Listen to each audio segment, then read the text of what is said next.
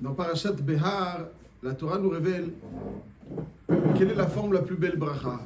Souvent, on a tendance à penser que c'est quoi la bracha? On veut réussir dans le domaine matériel. C'est quoi ça? Quelle est la signification? Certains, qu'est-ce qui est synonyme de réussite? C'est avoir beaucoup.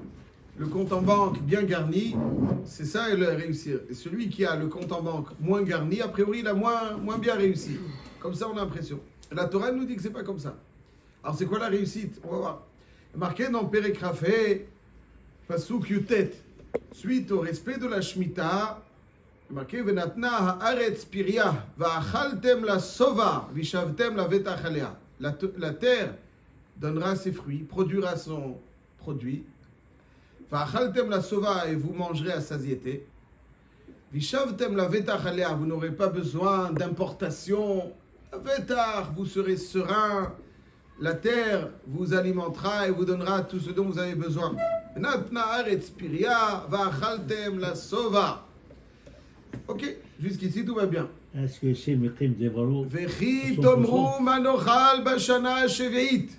Et lorsque vous direz, et si vous viendrez à dire, lorsque vous direz, Vechi tomru manochal bashana sheveit, hen lo nizra velo neesof et tevuatenu.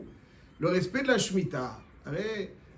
En général, les moissons étaient commencées au mois de Nissan et s'achevaient au mois de Tishrei.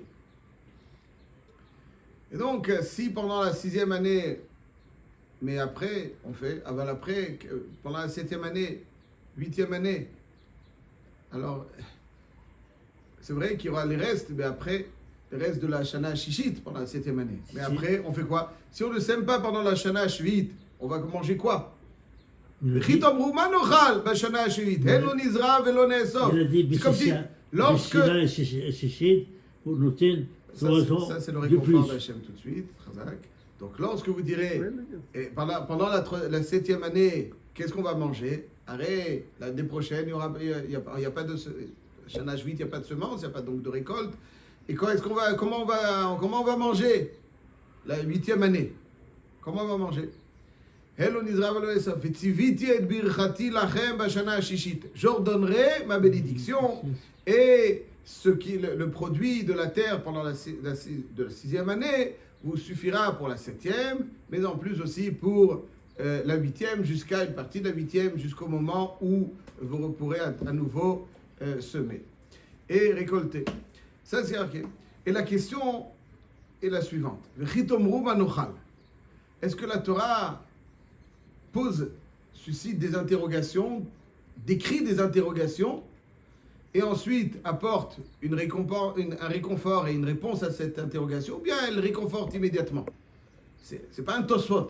Un Tosfot vim Toma. Si tu viendrais à dire, Yesh Lomar, Vechi tomru manochal, pose la question, réponse, Yesh Lomar, vetziviti et birchati.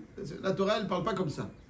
Par exemple, dans Parashat Kitissa, lorsque la Torah nous fait part des Shalosh Regalim, il y a marqué Velo yahmod ish et artsecha ba'alotcha liraot et penei Hashem Elokecha shalosh pe'amim bashana.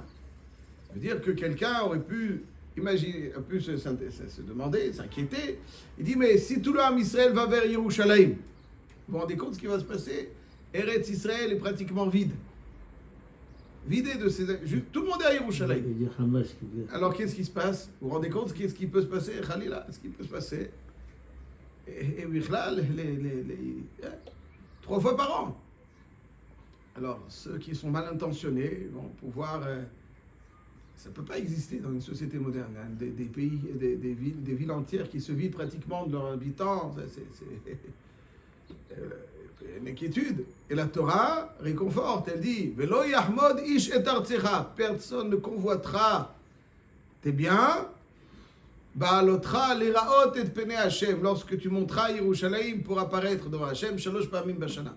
Pas marqué Ve'im tomar ve'ech ele ve'alo yahmod ish et artsi. Lo yahmod ve'tziviti. Il n'y a pas marqué comme ça.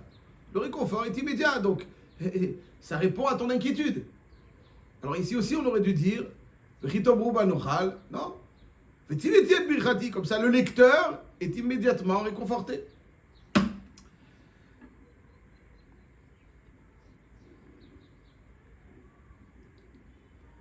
peut encore même approfondir. Vous serez rassasiés. On parle en réalité de deux formes de bracha. Le Sforno nous dit qu'en fait, il s'agit de deux formes de bracha. La première, il n'y aura pas une bracha plus abondante. Il y aura ce qu'il nous faut. Parce qu'en fait, la vraie bracha, ce n'est pas la quantité, c'est la qualité de ce que l'on possède. Pour la simple raison, c'est-à-dire quoi être la qualité? C'est-à-dire manger et être serein. La nourriture n'a pas uniquement pour objectif alimenter le corps, mais aussi et surtout alimenter l'âme. C'est pas que le pain qui nourrit, c'est Motza Pi Hashem. C'est la bracha qu'il y a dans le pain qui nourrit l'âme. On peut avoir des gens qui ont les poches pleines, le cœur vide. On peut avoir des gens qui ont des comptes en banque, mais ils sont encore affamés, et encore affamés, et encore affamés. Mais plus tu possèdes, plus il a faim. Yeshlo Mané, Rotsemataim. Quand il possède 100, il lui manque 200. Et quand il possède 200, il lui manque encore 200. Plus il possède, plus il a faim. C'est une bracha. Il peut frimer avec. Bon, ok, peut-être. Mais c'est une bracha. La bracha, c'est pas le beaucoup. La bracha, c'est pas le beaucoup. Pourquoi? Parce que quelqu'un qui possède beaucoup, c'est du vide quelque part. Et son âme est insatisfaite, alors c'est pas la bracha. Quelqu'un il va travailler beaucoup pour amasser beaucoup. Et l'essentiel de la vie, il passe à côté. C'est pas ça la bracha. La bracha, c'est pas avoir beaucoup. La bracha, c'est d'avoir peu concentré. Concentré, ça veut dire quelque chose qui, lorsqu'on le consomme, rassasie notre âme. Et dit le Sforno, il y a deux formes de brachot ici. Vous serez rassasiés. Ça, c'est la plus belle bracha. C'est-à-dire que la quantité que produira la terre la 6e année sera identique à la 3e, 4e et 5e. Elle n'aura rien d'extraordinaire. Il y aura pas plus, tu n'auras pas besoin de travailler plus, tu n'auras pas besoin de chercher où entreposer plus. Ce sera la même chose. Bidiou kotodava. Ou, aval, tu manges peu, il y a la bracha. Les gens y croient.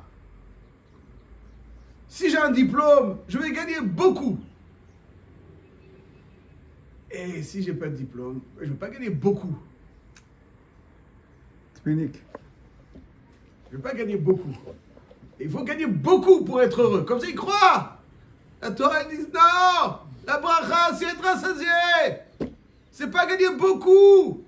Tu veux être heureux. Si tu veux frimer, peut-être.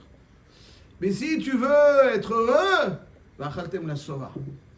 Hachem, il envoie la bracha. Quand tu fais les choses qu'il faut faire, Hachem, il t'envoie la bracha. Alors peut-être ton compte en banque ne sera pas aussi garni, mais il y aura de la bracha dans ce que tu as. Tu auras l'âme rassasiée. Chitomru. Ça, c'est la plus belle bracha. Chitomru manochal, dit le Sforno. Lui, il veut voir. Tu me racontes que si je travaille moins, moi, je veux voir. Non, ça, statistiquement, dans les chiffres, je n'ai pas envie beaucoup. Ça ne marche pas, ça. Chitomru. Ah, ok. Tu doutes. Ah, tu doutes. Tu veux voir. Tu ne veux pas faire confiance à Hachem que même moins te suffira. Toi, tu veux beaucoup. Ah. Chitomru manochal. Bon. Hachem dit, V'tziviti ad birchati lachem b'shana hashishit v'asat atvoa. Il dit le Sforno et je le cite, V'cha'asher yesupak ze etzlechem, ve'lo tivtechu, she'yeh me'at maspik be'echuto. Lorsque vous serez sceptique, inquiet, vous aurez l'impression que qu'est-ce que ça veut dire? Quoi? Je gagne, mais ça me suffira. Mais moi, j'ai besoin de beaucoup. J'ai de grosses dépenses. Je dois aller ici, je dois aller là, Mais tu sais que quand tu fais l'essentiel et que tu ne perds pas ta vie dans le boulot, c'est la bracha. Moins, ça va te satisfaire. Tu n'auras pas besoin de frimer avec toutes tes grosses voitures et toutes tes grandes villas. Tu seras heureux. Ah, si tu doutes de ça, alors ok, alors Hachem va t'amener beaucoup, mais ce n'est pas la plus belle bracha. Donc ça veut dire que le Sforno nous explique, c'est pas, et si vous viendrez à dire, ne vous inquiétez pas. je vous réconforte. C'est lorsque vous direz, Vechitomru banochal, c'est-à-dire Betsem, c'est pas la plus belle bracha. Va'achaltem la sova, ça c'est la plus belle bracha, être rassasié. Lorsque quelqu'un il veut pas voir d'Avka beaucoup, il a confiance. Quand je fais ce que je dois faire, alors, oui c'est vrai, tu n'auras pas un compte en banque aussi enflé. Mais c'est ce que tu auras, ça va rassasier ton âme. Tu n'auras pas besoin de toutes ces ch'touillottes. Si tu as Chitomru banochal, c'est pas Veim tomar veyesh lomar. C'est Chitomar. Lorsque tu diras et que tu as besoin de voir beaucoup, ça c'est le pshat du Sforno. Noam Elimelech, Rabbi Elimelech Mnijensk, rapporte dans son Sefer Noam Elimelech un pshat de son frère Rabbi Zusha Manipoli. Rabbi Zusha Manipoli donne l'explication suivante. Une autre approche, mais très complémentaire, qu'on va tout de suite. Vechitomru banochal, il dit comme ça. Lorsque l'homme est inquiet, parce que, en fait, pour mettre en relief son explication, Vetziviti et birchati, j'ordonnerai ma bracha. Ou birachticha, ouais, en général, comment c'est marqué dans la Torah. Ou birachticha, je te bénirai, quand j'ordonnerai ma bracha. Ça veut dire quoi? Vetziviti et birchati. Alors il dit Rabbi Zusha Manipoli. Vechitomru banochal, lorsque vous direz manochal, aïe aïe aïe, ça veut dire que lorsque l'homme doute, le doute bouche, Khalila, la conduite de la bracha. Lorsque tu doutes, tu doutes, comment je vais m'en sortir? Tu me dis d'étudier plus. Et comment je vais m'en sortir? Et je doute, et le doute, et le doute, et le doute. Et comment mon fils il va faire? Et comment lui il va faire? Tu doutes. Le doute, c'est le Khalila, le bouchon de la bracha. Ça empêche la bracha d'arriver. Et Hachem a besoin de... Ça veut dire qu'Hachem il t'envoie la bracha. Mais avec tes doutes, tu la bouches. Hachem il a déjà ordonné la bracha. Il l'a déjà envoyé. Chitomru banochal. Tu bouges la bracha avec tes doutes. Tu te sens pas... Quoi? Tu crois que quoi? Mais tu penses que c'est toi qui réussis? Tu as encore 12-13 ans. Tu n'as pas vu encore avec ton expérience que Hachem il t'assiste. Tu n'as pas vu encore, tu n'es pas assez mature. Tu es encore à l'âge de l'enfance. Tu vois pas. Vechitomru banochal. Tu bouges. La bracha qui Hachem a ordonné pour toi, avec tes doutes, tu l'empêches d'arriver. Et Hachem dit Vetziviti et birchati, j'ordonnerai à ma bracha, parce qu'il a déjà envoyé la bracha. Vetziviti et birchati, j'ordonnerai la bracha. Ouais, ça l'oblige à réordonner la bracha, à pousser le bouchon. Ah, quand même, pousser le bouchon. Vetziviti et birchati. Bashana Shishi. Mais le pshat du Sforno et le pshat du Drik, même quand Hachem il ordonne sa bracha, et vraisemblablement c'est pas la même bracha.